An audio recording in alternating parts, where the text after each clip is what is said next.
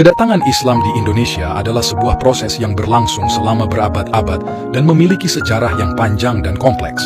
Berikut ini adalah sejarah singkat kedatangan Islam di Indonesia. 1. Abad ke-7 hingga ke-13. Islam pertama kali tiba di Kepulauan Indonesia melalui perdagangan dengan pedagang Arab dan Persia.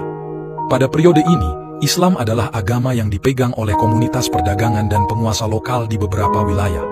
2. Abad ke-13 hingga ke-16. Islam mulai meresap lebih dalam ke masyarakat Indonesia, terutama di pantai utara Sumatera, Jawa, dan Kalimantan. Beberapa kerajaan seperti Samudera Pasai di Sumatera Utara dan Majapahit di Jawa mulai menerima pengaruh Islam, meskipun dalam bentuk yang berbeda-beda.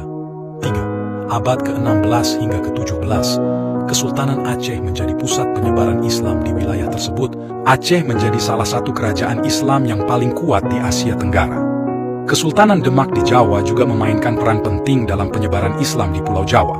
4. Abad ke-18 hingga ke-19, Islam terus menyebar ke seluruh kepulauan Indonesia, dan banyak kerajaan dan wilayah yang berpindah dari agama-agama tradisionalnya ke Islam. 5. Abad ke-20, selama periode kolonialisme, Islam tetap menjadi faktor penting dalam perlawanan terhadap penjajahan Belanda. Pada tanggal 17 Agustus 1945, Indonesia memproklamirkan kemerdekaannya, dan Islam tetap menjadi agama mayoritas di negara yang baru merdeka tersebut.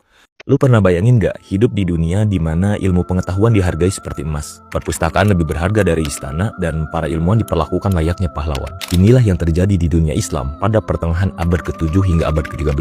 Masa ini dikenal sebagai era keemasan Islam. Pada masa itu, Baghdad merupakan jantung peradaban, Pak. Di bawah kekuasaan Khalifah Al-Ma'mun, Baghdad bukan sekedar ibu kota, tapi pusat kecerdasan dunia. Disinilah berdiri Baitul Hikmah, perpustakaan sekaligus pusat riset terbesar saat itu.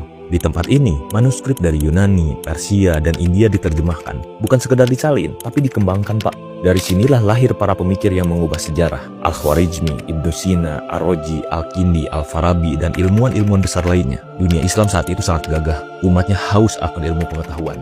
Sampailah di tahun 1258, pasukan Mongol menghancurkan Baghdad. Buku-buku dibakar, para ilmuwan dibunuh, dan cahaya itu meredup. Dari sejarah ini gue belajar, Pak, bahwa kejayaan tidak diwarisi, melainkan diperjuangkan. Makanya, gue respect banget dengan mereka yang sekolah, nyantri, kuliah, atau berambisi untuk terus belajar. Karena gue yakin, merekalah yang akan menyalakan kembali cahaya peradaban Islam. Dulu di Turki, membaca Al-Quran, bahkan azan dalam bahasa Arab, itu dilarang. Setelah kekhalifahan Utsmaniyah runtuh, maka Mustafa Kemal Atatürk melarang segala sesuatu yang berbau Arab. Baca kitab suci Al-Quran dalam bahasa Arab dilarang. Pelajaran bahasa Arab di sekolah pun dilarang. Sampai itulah azan pun harus dalam bahasa Turki. Apa tujuannya? Menurut Mustafa Kemal Atatürk, menerjemahkan Al-Quran dalam bahasa Turki tujuannya adalah untuk memudahkan rakyat Turki untuk memahami Al-Quran. Tapi ternyata ada tujuan lain nih. Tujuan sebenarnya adalah supaya mengaburkan ajaran Islam dengan diterjemahkan, dialih bahasakan seperti itu, dan Islam menjadi agama sebatas ritual. Pemahaman politik Islam dihilangkan. Akibatnya apa? Umat Islam tidak mempunyai literatur yang otentik.